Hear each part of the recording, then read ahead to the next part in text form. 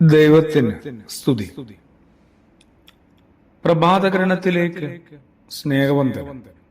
ഭാഗം 2325. ഇന്ന് മെയ് മാസം 13-ാം തീയതി 133-ാമത്തെ ദിവസത്തിലെത്തി. ശരിയാണ്, പത്രോസിനോട് യേശു അങ്ങനെ ഒരു മുന്നറിയിപ്പൊക്കെ കൊടുക്കുന്നുണ്ട്. വിശുദ്ധനായ യോഹന്നാൻ ശ്ലീഹായുടെ സുവിശേഷം അവസാന അധ്യായം, അതിന്റെ അവസാന ഭാഗം. യൗവനകാലത്ത് നീ നിനക്കിഷ്ടമുള്ളിടത്തേക്ക് പോയെങ്കിൽ ഒന്നിനുമാവാത്ത മറ്റൊരു കാലം വരും നിനക്ക്. അപ്പോൾ നിനക്ക് സ്വയം അരകെട്ടാൻ പോലും ആവില്ല, ഒന്ന് ഉടുത്തൊരുങ്ങാൻ പോലും ആവില്ല.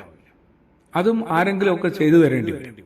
എന്നിട്ടോ പണ്ട് നീ സ്വയം ഉടുത്തൊരുങ്ങി നിനക്കിഷ്ടമുള്ളിടത്തേക്ക് ഓടിയെങ്കിൽ ഇന്ന് മറ്റാരെങ്കിലും നിന്നെ ഒന്ന് ഉടുത്തൊരുക്കി അവർക്കിഷ്ടമുള്ളിടത്തേക്ക്, അത് മിക്കപ്പോഴും നിനക്കൊട്ടും ഇഷ്ടമില്ലാത്ത ഇടവുമാണ്. അങ്ങനെ കൊണ്ട് ഒരു മരണചിന്ത ഉള്ളിൽ കൊണ്ടു നടക്കുന്നത് നല്ലതാണ്. എപ്പോ വേണമെങ്കിലും സംഭവിക്കുന്നൊരു കാര്യമല്ലേ, എപ്പോൾ വേണമെങ്കിലും.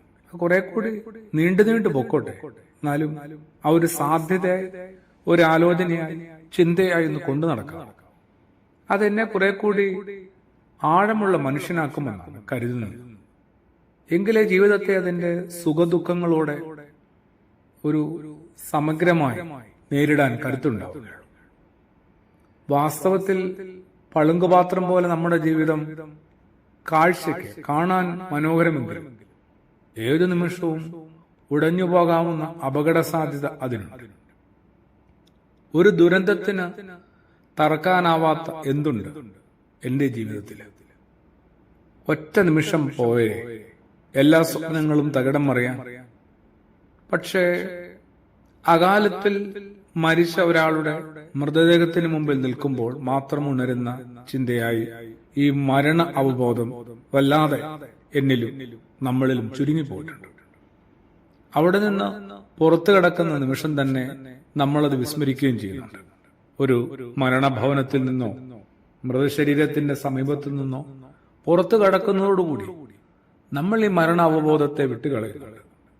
ജീവിതത്തിലെ അനുഭവങ്ങളെയൊക്കെ എങ്ങനെയാണ് സ്വീകരിക്കേണ്ടത്?